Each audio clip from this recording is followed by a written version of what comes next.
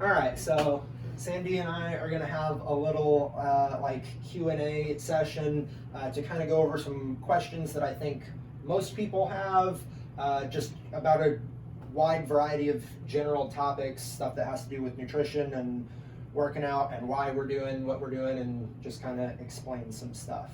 So can you address the amount of food that each of your clients are having to eat right now, when it seems like we're trying to lose weight, but now it seems like I'm eating a lot more food? Yes. So first of all, we are eating more food, but a lot of it is we're eating more volume. So for any given amount of calories, like food takes up a certain amount of space. So like French fries, a lot of calories and not a lot of French fries. Broccoli, on the other hand, to get the same amount of calories is going to take a lot more. So when we're dieting and we're trying to lose weight, our calories are going to go down and we're going to get hungry. If we choose foods that take up a lot of space, they have a lot of volume, then we'll stay more full. They take up more space in our stomach, we're going to be more full. That helps us be less hungry. It helps us stick to our low calorie meal plan. At the same time, and this is especially important when we first start off and we're trying to build these good habits, all of our cravings that we have for sweets, desserts, whatever, if we feel really full from all of the fruit and vegetables and high fiber grains and stuff that we're eating, we're less likely to like cheat and eat dessert and other stuff we're not supposed to be eating. It's like if, Thanksgiving or whatever, if you've eaten enough actual food and you're so stuffed, it's like, look, I'm sorry, I want to have another slice of pie, but I can't do it. I'm just too full. So that's the other effect we're trying to have right now, is feel really full, so we're less likely to overeat the stuff we are eating, and we're less likely to eat stuff that we're not eating. A lot of times people who struggle to lose weight are doing one of these things, where we're eating lots of foods that are really dense, so they have a lot of calories in a small space, so it's really easy to overeat because they're not full a lot of times. So just changing out the foods that we're eating. So lots of fruits, lots of vegetables, lots of beans, lots of stuff with fiber, oatmeal, all of that stuff, everything that everyone's eating now. A lot of times you can eat pretty much as you want and you're gonna have less calories. You're never gonna be able to eat enough broccoli and black beans to gain weight. You can try and it'll be miserable, and you're never gonna be able to eat too much. At the same time, a lot of people who struggle to gain weight are under eating. They've been trying and dieting for so long, and they're like, I can only eat 1,500 calories, because I gotta lose weight, and they cut their calories too low too quickly, and your body compensates by that by making you move less, and you're unaware of this. You'll like fidget less, you blink less, your breathing rate slows down, you kind of lean against things more, and you spend less energy in every way possible, because you're only eating 1,500 calories and your body thinks you're starving. So you slow down, and so now you're eating 1,500 calories, but you're moving so much less, you're not even in a calorie deficit anymore. And that sucks. Nobody wants to eat 1,500 calories and not be in a deficit. So for those people, we are actually increasing their calories some, and we're making it super filling foods. And most of the time when we do that, your energy expenditure goes way up. All of a sudden, you feel like $1,000,000, you've got a ton of energy, like all your workouts are amazing, and your energy expenditure goes up so much that even though we increased your calories a little bit, you're moving way more. And now you end up in a calorie deficit, even though you're eating 2,000 calories instead of 1,500, because you're moving way more and you're burning more than 500 calories extra. Why do you not change food a lot from week to week? So, again, so this kind of ties into the other, the first point with dropping our calories too low. So we're going to make slow, steady adjustments.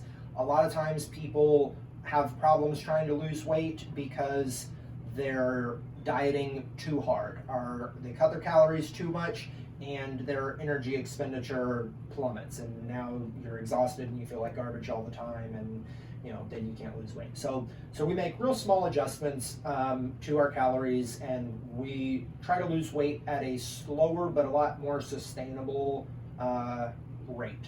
So we don't need to make huge changes to our meal plan. At the same time, and this is not something that a lot of people want to hear, we don't want to have like a relationship with food where it's like an emotional thing, where we see food as a reward or as something that like makes us feel good or gives us pleasure. That's not to say that we should avoid those things, but we shouldn't use food as that all the time. On a special occasion, on your birthday, you go out to dinner, you have something nice, like that's fine. You should enjoy that food. It should give you a good feeling, but every day shouldn't be like that. As we start dieting and have to eat less and less, we're already going to be hungry, and it is going to be difficult.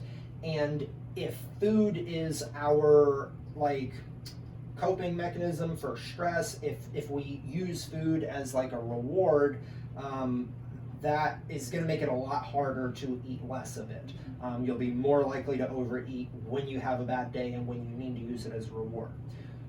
So with lots and lots of food variety, we're making things taste really good. We're basically, by doing that, you maximize the amount of enjoyment you get out of food. If we don't have a ton of variety, if you're kind of eating the same things all the time, even if the food is still tasty and not bad, you just kind of get bored of it. You're like, well, yeah, I'm eating lunch again, but it's less enjoyable. You're not like dreaming about food all day. You're not like super looking forward to it. It's not the highlight of your day anymore. You're like, well, yeah, I'm just gonna kind of eat some more because I need to and I'm hungry, and it doesn't taste bad, but you're not looking forward to it anymore. It's a lot easier to not overeat when that's how you view food, because you're like, well, yeah, I don't really care. I don't want to eat any more of it. So too much variety tends to cause people to crave things more. A lack of variety and eventually like a lack of flavor can help control cravings and make it easier to stick to less food. We won't be pushing like the lack of flavor thing in our challenge, but if you're eating plain unsalted, unflavored chicken breast and like plain potatoes and plain broccoli all the time, you're gonna be hating eating so much. It doesn't matter if you're eating 1,500 calories a day, you just don't want to eat any more of that because it tastes awful. I know that to be true. Yeah. So what about meal prepping and how long it takes you to prep food? Okay, so if we're doing it right, it shouldn't take that long. It takes a little bit of time to kind of get the hang of it and get to where we're doing it right. If we think about it, all right, so even if everyone's kind of struggling at first and it takes us 5 hours on Sunday to meal prep, if you think about it, that's 5 hours for all of your food for the whole week. If you spend an hour a night at just making dinner, you're going to spend 7 hours a week. And that's not looking at breakfast or lunch or anything else. So even if we're kind of slow right now, it is still saving us time, but it shouldn't take 5 hours anyways. We want to make use of all the different like ways of cooking that we can and try to get a bunch of things done at once. We're cooking things in large batches, and we're going to try and prep things all together. And we're just going to cook up a lot of food that lasts us for the week. And another tip to save a little bit of time is we're not going to divide up the whole week's worth of food into all of our meals and package it up into a billion Tupperwares immediately. We're eating like 5 meals a day, so for a whole week, that's 35 meals. We don't need 35 individual Tupperwares all packed in our fridge. What tends to work best, and this is what I do, is I'll prep all my food for the week, And so like chicken, for example, I'll grill all of my chicken and I chop it up into, chunks. That way it's easier to measure out how much I need. But I put it all into like a really big Tupperware. And then each day I'll pack up 5 Tupperwares for my meals that day, and I'll just measure out the chicken from that one big Tupperware, however much I need. But when I do my meal prep, so I do mine on Sunday, I'll put all my chicken in whatever marinade I need the night before, and then Sunday when it comes time to cook, I'll heat up my grill, I'll preheat my oven because I like to roast all my vegetables, I'll turn on the stove and get a pan heated if I'm having ground turkey, because I'll cook that on the stove top. And then I'll cook all of those things at the same time. If I'm having rice, I'll start my rice in an Instant Pot or a slow cooker or rice cooker, whatever. Black beans, I'll cook the same way. Sometimes I just buy them canned for convenience. So I'll throw my chicken on the grill, I'll throw some ground turkey on the stove, and I'll have a bunch of vegetables that I chopped up while everything was heating and throw them into the oven. And everything's going to cook at the same time. The vegetables take about 20 minutes. The chicken, if you're grilling it, really shouldn't take longer than that, and the ground turkey will be done the fastest. So in 30 minutes to an hour, including like prep time for heating stuff and chopping up your vegetables, you should have most of your chicken for the week done, most of your ground turkey for the week done, and a bunch of vegetables. If we're having sweet potatoes, I'll keep the oven on after the vegetables are done, throw the sweet potatoes in and bake them. My rice in my Instant Pot is done by now. I can throw black beans in, and just by kind of going in batches and cooking stuff in the oven, on the stove, in some kind of Instant Pot. If you have an air fryer, that's great for vegetables and chicken, and so now you can do vegetables in the oven and the air fryer, and you'll be done with all of your like a week's worth of vegetables in 30 minutes or less. Oatmeal is on everybody's meal plan a few days. You don't have to cook all of that up ahead of time. I think reheated oatmeal tastes weird.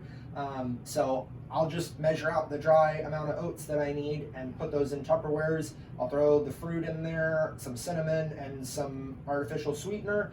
And even though there's no water, it's not cooked or anything, I'll throw all of that in there.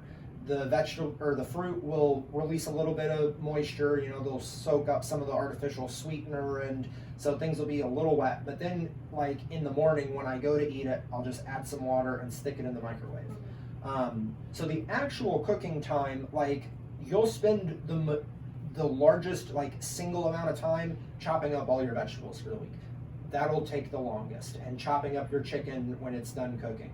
But the actual cooking time, like you should be able to get your chicken on the grill, your ground turkey on the stovetop, vegetables in the oven, 30 minutes. You can, in the same amount of time, get rice or black beans done in an Instant Pot. And then in another like 45-ish minutes, you've baked sweet potatoes. You could have cooked more chicken on the grill or on the stovetop. And you could have packed up all of your oatmeal and fruit and stuff for the week. So, things that you don't mind people seasoning their food with, and things you do mind people seasoning their food with. So if it's an actual seasoning, so if it's dry, spices, anything like that, all of those are fine. There's no calories in the majority of those. Some of them, like some barbecue flavored seasonings, have a little bit of sugar, but for the most part, any dry seasonings, you're fine. Salt is not an issue. Unless you have high blood pressure and your doctor has specifically told you to lower your salt intake, you don't need to be concerned about salt. It's actually good for you, especially if you're working out hard. The things we need to be careful of are like oil. So if we're cooking vegetables in oil, I recommend most people to just use vegetable spray, because you tend to use a lot less than if you use liquid oil to cook with.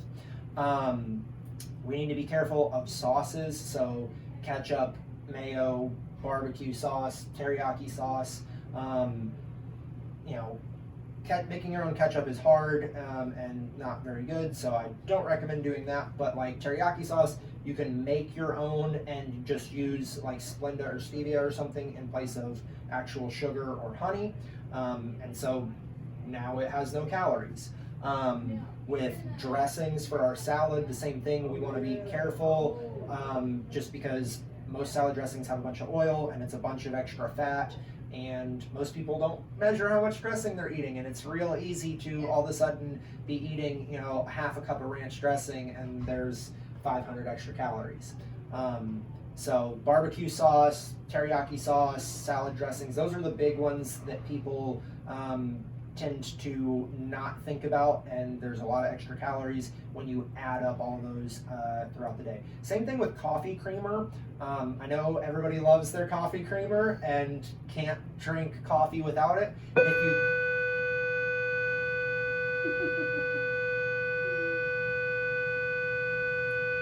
I'll try and cut this out. So a lot of people love coffee creamer and can't drink their coffee without it. That's okay. What we should try to do is maybe instead of using like actual whole cream, use like a lower fat or a lower sugar coffee creamer. Lots of people like almond milk. At the very least, if we're using creamer, use, you know, like maybe a flavored one and don't use cream and sugar. If you can, maybe just try using like a sugar-free sweetener. You know, they have like some good flavored ones, and use that instead of creamer. If we can find a way to just reduce the extra calories that we're drinking just for flavor, you know, that'll help because it adds up. Yes, and I always have to measure my cream or I will absolutely have too much. Yeah. So what about feeling guilty when I can't keep to my plan? Yeah, so, and that's the thing a lot of people struggle with. First of all, feeling guilty doesn't help us with anything, all right? If we feel guilty because, you know, we missed a workout or we didn't stick to our meal plan perfectly, we're just gonna get discouraged and we're less likely to be able to stick to anything else. Nobody's gonna do this perfectly, all right? The key to actual long-term success in losing weight is being consistent. And so nobody's going to be able to be consistent with 100%. You might be able to do things 100% for a few days, maybe a week, but eventually everyone, myself included, is going to have an off day where you miss a workout, your food is just horrible, you know, were busy, you didn't have time to eat anything, or you ate a bunch of stuff you weren't supposed to eat. It's going to happen. So we don't need to beat ourselves up and feel guilty about it. That doesn't help anything. We just need to be honest with ourselves and be conscious of like the things we do that aren't what we're supposed to, and do our best to get back on track. If our best is only 75% perfect, that's okay. We can, you know, if we have a bunch of 75% days and a few 50% days and then a few 100% days, it all balances out. And as long as we don't just give up entirely and have, and now that we've quit, every day's a zero, we'll keep making progress. So we need to, you know, not be hard on ourselves, but at the same time, we don't need to excuse our behavior. We just need to accept that, like, look, it's gonna happen. We need to do our best to get back on track and not miss workouts, do our best with the meal plan, and just try to slowly improve what our best is over time. So you and I had talked about rate of progress.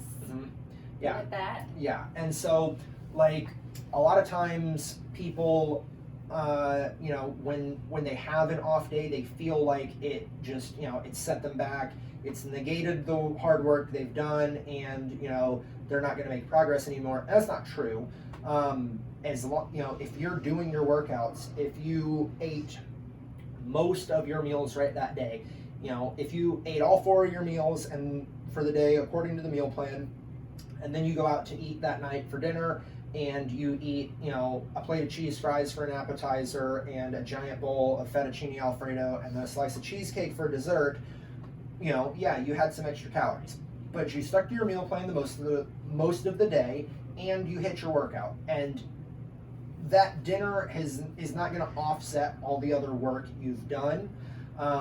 It does slow down your progress, so it does have an impact, but it's not the end of the world, and most of the time people think that it has a much bigger impact than it does. Again, this kind of gets into like nobody's going to be perfect. If we look at like what is reasonable that we can do, you know, it's this much work, we can expect, you know, there's this is how much progress we can get. This is our rate of progression. If we do a little bit better, if we're a little bit more strict and we stick to things a little bit better, we might make a little bit more progress in the same amount of time, or we might make the same amount of progress a little faster. And it doesn't mean that everybody needs to strive for perfect. We all have lives outside of the gym and diet, friends, family, social life, all those things are very important. And so, again, as long as we're honest with ourselves and we're not making excuses, if this is the best that we can do, and this is the rate of progress we're making, then that's fine, that's perfect. You don't need to compare yourself to someone else who might be doing more or less and having better or worse results. If you're doing the best you can do, that's your rate of progress, and we just need to be aware of that and okay with it.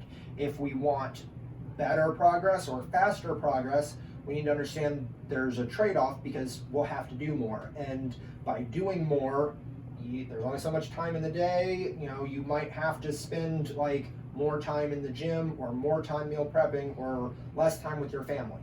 And for a lot of people, that's not a trade-off they're willing to make, and that's perfectly okay. There's, we should probably do some exercise and do some healthy eating. And as long as we're okay with the rate of results we're getting for the amount of work we're putting in, everything's fine. If we want more results, we got to do more work. And if we get off, just realize that doesn't undo all of our hard work. It just slows us down a little bit. Okay, so what about if I am meal prepping the way you asked, and I am eating the way that you're asking me to eat, and working out correctly, but I still don't see any changes on the scale? So, first of all, a big thing is most people weigh themselves kind of randomly, and again, it's an emotional thing. They weigh themselves when they feel like it, and a lot of times people weigh themselves when they already feel bad. They already feel bloated or whatever that day, and they go get on the scale to see how bad it is. So that's a really bad way to actually judge what your weight is. So the scale is just a tool, and it's useful if we collect a lot of data with it. So if you weigh yourself every single day and in the exact same conditions every day, so the same conditions are you don't weigh yourself sometimes in the evening after you've been eating all day, and sometimes first thing in the morning when you haven't eaten anything. Sometimes you weigh yourself before you go to the bathroom, sometimes after. All of those things are obviously going to affect your body weight. If you've gone to the bathroom, if you've had a bunch of water, if you've had a bunch of food, all those things will affect the number on the scale.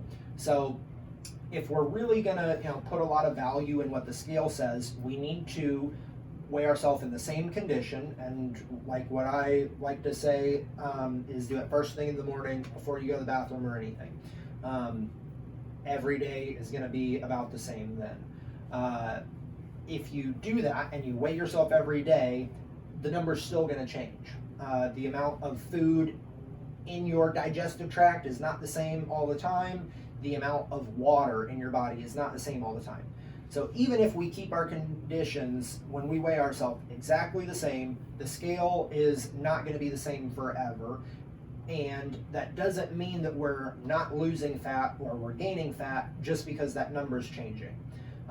The number's going to change or not change, and it's not a good indicator of what our body's actually doing. So if we're not seeing the number on the scale change, first of all, we just need to not worry, because again, if you're not weighing yourself every single day in the same conditions, you're just doing it randomly, and maybe you have lost fat, but the number on the scale went up because you weighed yourself right after you ate a giant salad with black beans and chicken and avocado dressing. So since most of us aren't weighing ourselves every single day in those same conditions, we don't really need to be super concerned with the number on the scale. It will eventually go down, all right? We need to be patient. Our rate of weight loss on this is planned to be pretty slow, like 1 to 2 pounds a week. So again, if it doesn't look like it's changed, we're not even through the second week yet. So like 2 to 4 pounds is not a lot. That's really easy for just the amount of water you've had that day to mask it. So if you're weighing yourself randomly, you could have actually lost 2 pounds of fat and just not know it. But some other important things we can look at besides the scale are, what does our body look like? Do we feel like we can see a difference in the mirror? Do our clothes fit better? Are we getting stronger at the gym? If we're doing cardio, do we feel like we're getting in better shape? We can breathe easier, we can catch our breath easier, all those things. If we're following the meal plan and we're improving our performance in the gym, we're improving our performance on cardio, our clothes fit better, we look a little bit leaner on the scale, we look a little bit leaner in the mirror, it doesn't matter what the scale says, because there's so many different things that influence it, and it goes up and down throughout the course of a day.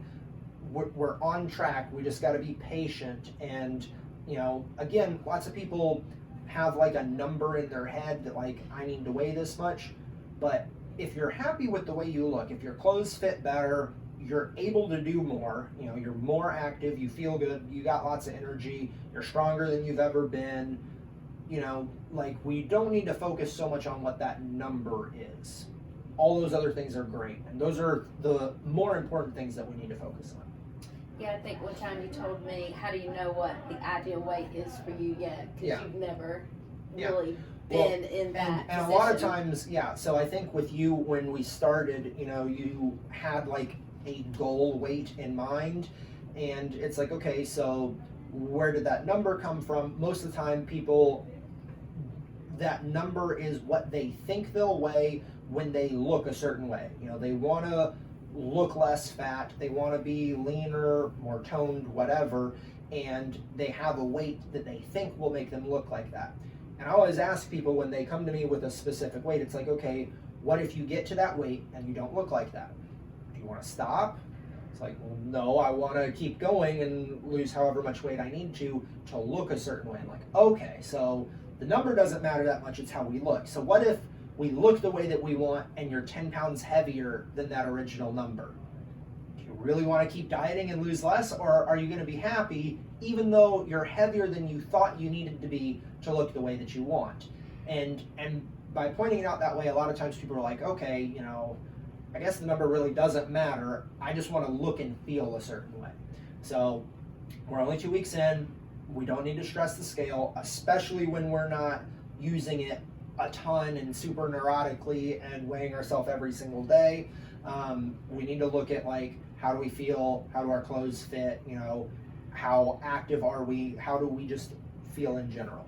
And the scale conditions staying the same is like using the same scale, not a scale at the gym, a scale at the doctor, a scale at home. Yes. And maybe like having the same amount of clothes on or no clothes on. Yes. Every time you weigh yourself as well. Yep, all of those. Two food questions. If I make it to the end of my day and I still haven't finished like 1 or 2 meals and it's getting late and I eat past 7 o'clock, is that food now going to become fat because I ate after a certain amount of time? Nope. Okay. There is no, like, that's lots of times people talk about that, there's a lot of information out there about you shouldn't eat after a certain time of day, but it's not true. People will try to use confusing words and talk about like different hormones and stuff that happen later in the day and etc., and how those hormones influence if you store stuff as fat or not. But if you're in a calorie deficit, it doesn't matter what time of day, your body doesn't know what time of day it is, and you'll be fine eating late in the day. It's not going to make that food any more likely to be fat.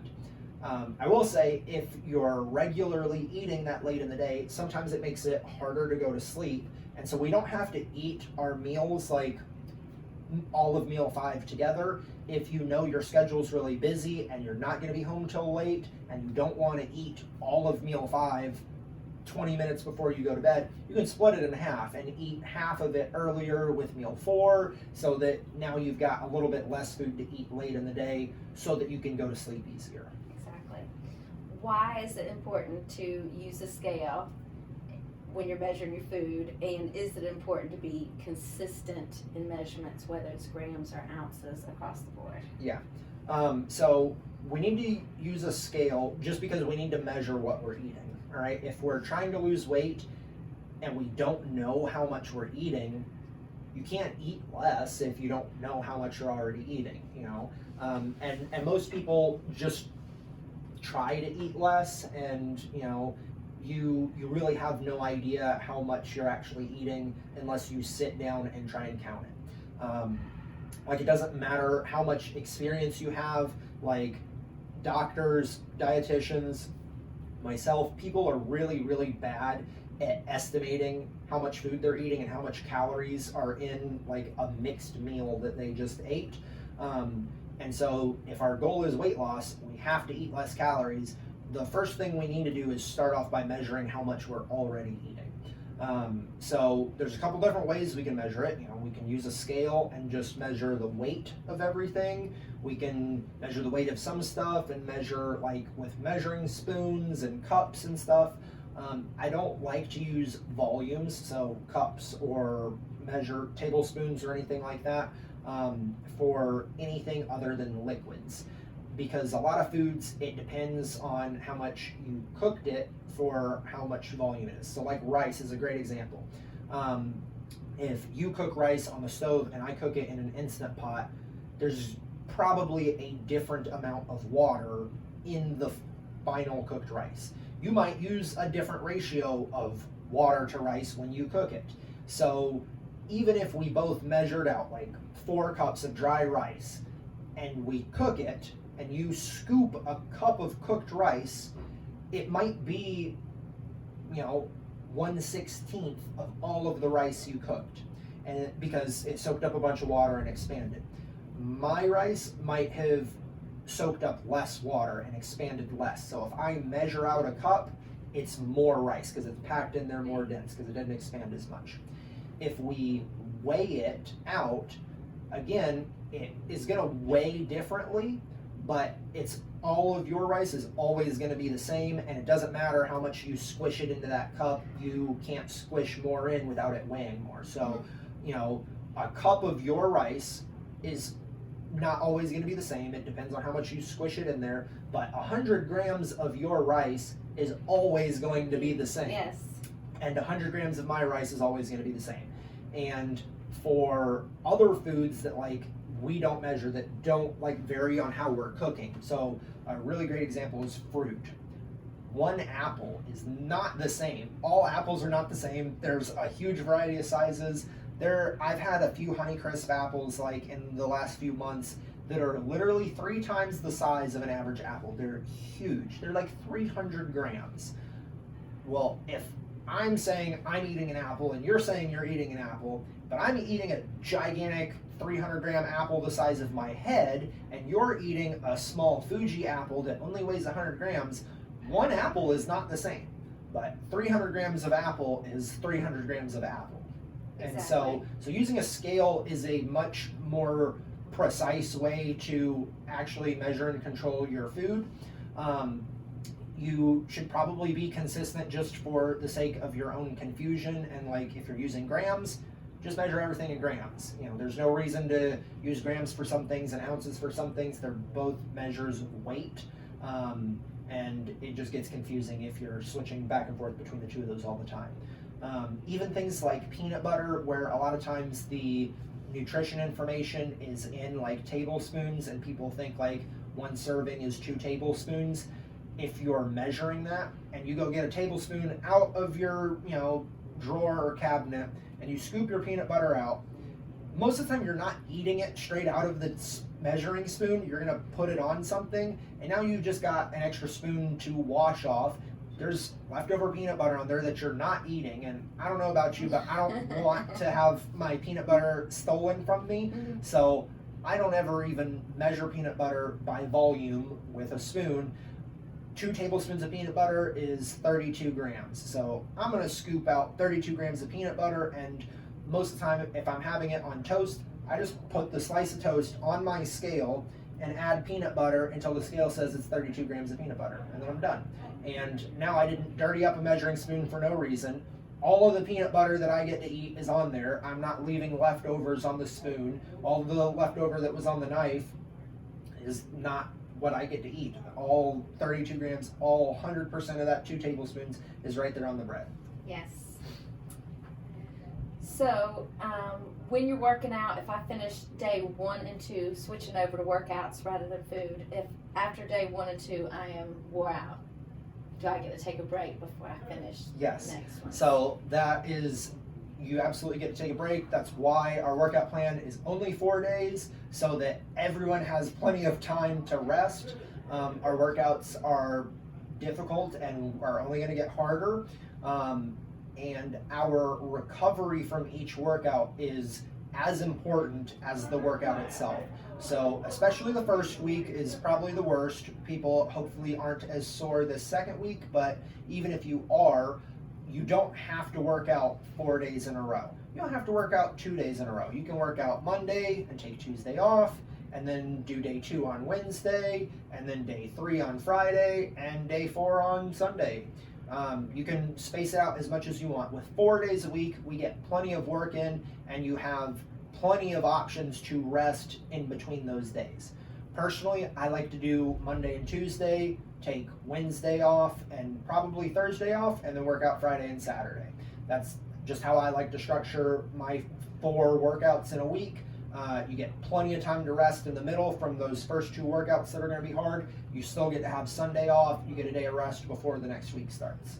So what if I want to come in for another day and I want to work out another day or another 2 days? Yeah. What muscle groups would be acceptable for me to do with weights? So for the most part, we want to remember, like I said, recovery is our most important thing. So on other days, extra workouts, stuff like that, our focus needs to be on doing things that are not going to make us so sore or tired that it affects later workouts in the week. So if we've only done 2 workouts on Monday and Tuesday, and we want to come in and do something on Wednesday, well, we know Thursday we're doing legs again. We've got RDLs and we've got hip thrusts and leg press.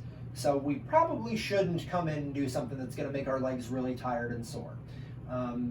If our upper body is still really tired and sore, we probably shouldn't do a lot of that either. But if something isn't really sore, if it feels pretty recovered, if it feels recovered, if we're not sore, we feel good, we're not tired, we're not weak, we can train it. Even if it's legs, if our legs feel great, we can train legs. We can, go for a run or something. We probably don't want to push it so hard that we're sore and tired the next day. It'll affect our workout, but we can train it. So for the most part, like our general guidelines for doing extra workouts are, we don't want to push hard enough that it makes us sore. Like our workouts are doing that on their own. We don't need to make ourselves extra tired. And we should really only do extra work for things that are already recovered. So for the most part, smaller muscles recover a lot faster. So biceps and shoulders. You can probably do biceps or shoulders almost every day of the week. You don't have to, but you probably can. Like our quads or our hamstrings, those are bigger muscles, they take longer to recover, and you probably can't do those every week. So if your quads or your hamstrings are still sore, you probably should, if you want to do cardio, you can come in and do some stuff, but you don't need to just blast your legs. They need to recover from the workouts. If they're not recovering, you're not growing new muscle, and you're going to potentially lose muscle that you already have. And even though some people aren't really concerned with growing new muscle, if you lose muscle you already have, that's fat that you're not losing. If we want to maximize the amount of fat that we lose, we have to maintain the amount of muscle we have. So we got to be in a calorie deficit so that our weight goes down, and we need to be telling our muscles that, like, hey, you can't go anywhere, and that's why we work out. It doesn't stimulate any new growth, but it helps keep the muscle around that we already have. For me and my personality, the recovery part was a very hard concept. And it got to a point eventually, not at first, but it got to a point eventually where you realized that, like, okay, if I go do extra stuff, you know, extra cardio, extra classes, whatever, I am not going to be recovered, and I'm not going to be able to get through my workouts. And, you know, the classes and everything are fun. I won't say that, like, you shouldn't do those, but if we have to do our workouts and we have to put forth a certain amount of effort, it can get to a point eventually where it's like, okay, if I go do this extra stuff, I'm not going to be able to do the workout, or I'm not going to be able to put forth enough effort. And so then our workouts are our priority, and the other stuff that's just kind of fun, extra stuff, is now getting in the way of our priority. You know, we can even look at, like, non-exercise related stuff. Staying up all night playing video games, probably, you know, gonna impact your ability to have a good hard workout the next day. So, you know, if you can do both, that's fine, but if it affects your ability to have a good workout the next day, you probably shouldn't do it. Same thing with, like, going out and drinking and partying all weekend. You know, a little bit is okay, but if it affects your ability to work out, you probably shouldn't do it. Can you address the fear of, if I'm not doing cardio, if I'm not doing classes, then I am going to definitely gain weight and get fat if I don't have that on the high end, and we replace that with weight training? So unfortunately, like, that is a big fear for a lot of people. It's not true. It takes a little bit to, like, get used to that and accept it and learn it. Cardio is not magic, all right? If we are gaining weight, we're not in a calorie deficit. We're in a calorie surplus. We're consuming more energy than we are expending. So if we're trying to lose weight or just not gain weight, we want to have those two things balanced, or we want to expend more energy. If we're doing lots of classes and working out, our energy expenditure is pretty high. That gives us a little bit more wiggle room for the amount of food we can eat. If we stop doing classes and our energy expenditure goes down, we can probably just eat a little bit less food. The thing is, like I said before, it kind of ties into people who undereat a lot. Your energy expenditure isn't just like exercise classes. A lot of it is like non-exercise activity. So just fidgeting, moving around, walking down to your mailbox, you know, taking the garbage out, all of these things. And it has a lot bigger impact on the total amount of energy you spend in a day than people realize. Sometimes like 30% of all of the calories you burn in a day, it's like non-exercise activity. All of the hand movements that I'm doing right now, stuff like that. It adds up, just like all the sauces on food. So if we're doing a lot of really hard physical activity, we're really killing ourselves in the classes, we're killing ourselves in our workouts, most of the time, if we're pushing ourselves really hard in those, it negatively affects us. We're so fatigued the rest of the time, we spend less energy doing stuff. And so even though we're doing classes, instead of our energy expenditure being way up here where we think it is, it's actually down here. We're doing lots of exercise, but we're not doing lots of activity the rest of the time. You're so exhausted, you go home and you just like collapse on the couch, or you take a nap or something. And so sometimes by cutting out our class, our energy expenditure doesn't actually go down, it just kind of gets replaced. We spend more energy throughout the day doing other stuff. A lot of times we feel so much better because we're not destroying ourselves working out, and we're spending the same amount of energy, but it's just doing really easy stuff. Sometimes now we can push ourselves harder than we were in our one form of exercise, our workouts or whatever. So like doing cardio, doing classes, stuff like that is perfectly fine. We can do it. We shouldn't let it affect our workouts and our recovery, and we don't need to be afraid of like not doing it and, you know, now all of a sudden we're going to get fat. More often than not, your energy expenditure is gonna balance out. And if it doesn't, if it's like, okay, hey, I stopped doing this and now my weight started to go up, it's real simple. We just gotta eat a little bit less or add that activity back in. And Okay. and with adding it in, again, like we know we're not overexerting ourselves. We just need to make sure like we're not killing it so that it affects our workout. It's real easy to like go do cardio and go do classes and push yourself a little bit. You don't have to go 100% every day. We want to get that work in so that we don't gain weight, but we don't want to push so hard that now we're too exhausted to do our workouts. If I take a class and my class has the same exercises that you have on your program, does it count?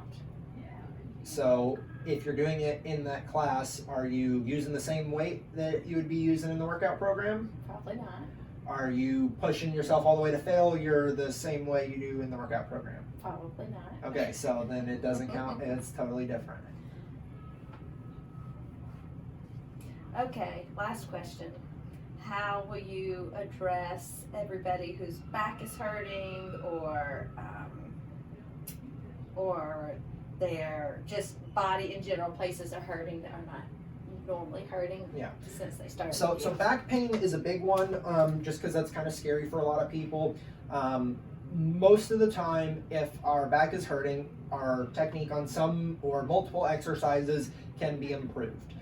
So like all the videos we did earlier with hip thrusts and RDLs and bent over rows, stuff like that, we want to minimize the amount of work our back is doing to support our weight.